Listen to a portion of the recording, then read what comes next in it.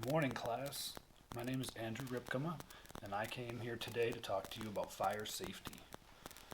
What do you think you can do to help prevent a fire? That's right, you can tell an adult if you find matches or a lighter laying around somewhere. This is a typical box of matches. Most people have these in their home for lighting a fire, maybe lighting the fire pit or the grill in the backyard. And inside the box, tons of little matches. The reason it's important to not play with matches is because even if you light the match and blow it out, the match itself is still hot. That means that it can still start a fire even if you blow the match out. First thing you want to do if you see a box of matches lying somewhere where you or other kids could reach it is find an adult, bring the adult over to where the matches are, and tell them that they're right there. This is where the matches are. I found these lying over here. You don't pick them up. You don't take them to the adult. Go find an adult, bring them out to where the matches are, and say, I found these matches, and I don't think they should be here. Most adults are going to say, you're right, I'm so sorry, I didn't mean to leave these out. They're going to pick them up, take them in, put them away on a shelf where kids like you, or younger kids even, can't get to them. That way, you can't accidentally start a fire.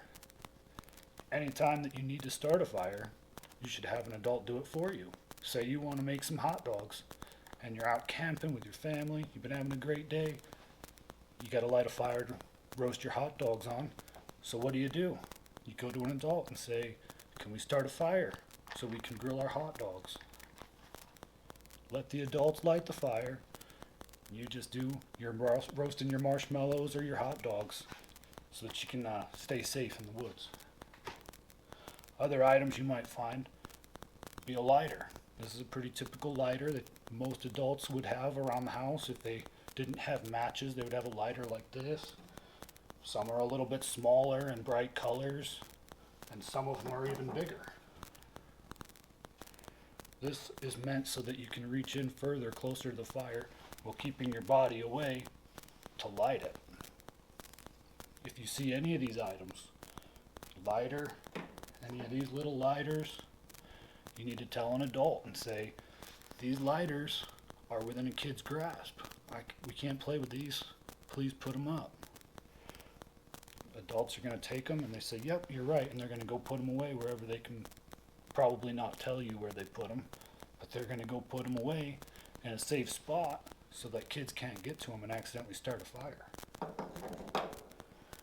If we circle back to the matches real quick, if you see an adult using a match and they just throw the match on the ground, it's perfectly within your right and your realm to say, let's put that in the fire, or let's get some water and make sure that that match is put out, because this match is still hot even after you blow the flame out. It's still hot. It can still start a fire. And if you're in the back lawn, the grasses are dry, there might be dry leaves on the ground. This time of year especially, there's leaves flying everywhere. Those leaves can catch on fire real quick, especially from a match that isn't soaked in water. Make sure that it's all the way out. You might also see in your home a fire extinguisher.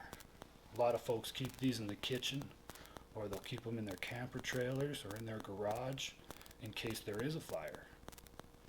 Sometimes it doesn't hurt to say, hey, Mom, when's the last time we inspected our fire extinguisher to make sure it was still good?